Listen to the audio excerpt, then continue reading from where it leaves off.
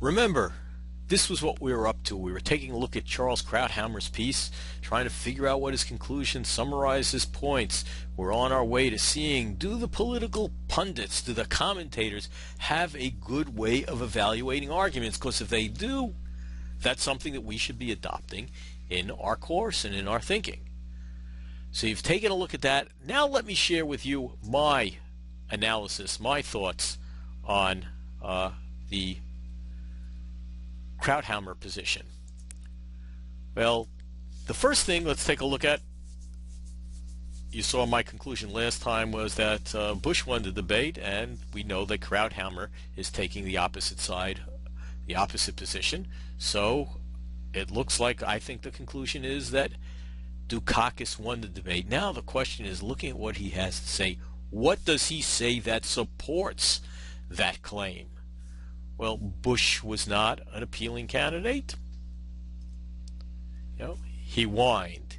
He looked nervous. He was hyperactive, looked nervous and hyperactive. He was on the defensive. He did not deliver his lines well. It's interesting, kind of the flip side of what Mr. Kilpatrick had to say about it. He was tall and terrible, sort of a conclusion, but maybe that was the same as Bush was not an appealing candidate. Second thing, or the second set of issues that he starts talking, or reasons that he starts bringing up, was Dukakis was more appealing. Why? He started off at a disadvantage because he was 6 inches shorter than Bush. Now, this was not a bad thing. I think Mr. Krauthammer was saying that people might have been influenced by the fact that Dukakis was half a foot shorter, than Vice President Bush at the time. Became President Bush, the first President Bush. Now, it's a good point the guy's making, right? Because we don't elect people because they're tall. The idea being that if we elected people because they were tall, we'd have to only be voting on NBA players or people who are of NBA physical stature. There are a lot of dumb guys that would make lousy presidents who are very tall. So that's not necessarily a characteristic, but it does something that influences people's opinions about what's gone on. Then he says in supporting he was more appealing that Dukakis knocked Bush around the ring for 90 minutes. What is this knocking him around the ring?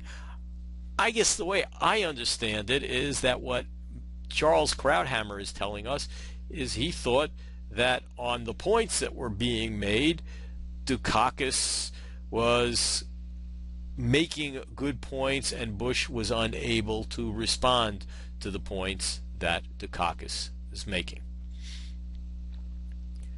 Now we'll turn in a second to seeing what should we conclude from all this. We now, I think, have a decent understanding of what's going on.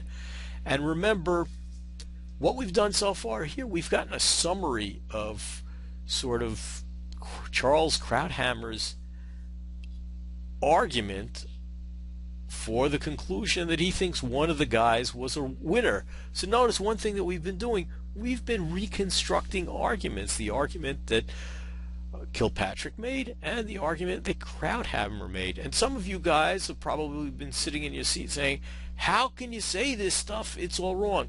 Keep in mind, the first step we're trying to do is figure out what the man is saying and be fair to him. And I think that's where we are. This is what we have Krauthammer saying. If we flip back a few pages, here is our summary of Kilpatrick's point, or at least mine, and it's fair. Go on the forum, take a look at what you had down as these points, take a look at what your classmates had, and take a look at mine. There are different ways of reconstructing the same argument, of summarizing the same thing. Some are better, some of them are worse, but different ones are still can be accurate to figuring out what the person's argument is. But you might have been sitting in your seat saying, my God, that guy's wrong, he's doing this, he's doing that. But let's look at it a little more carefully to see exactly how the political commentators, the pundits, evaluate a debate.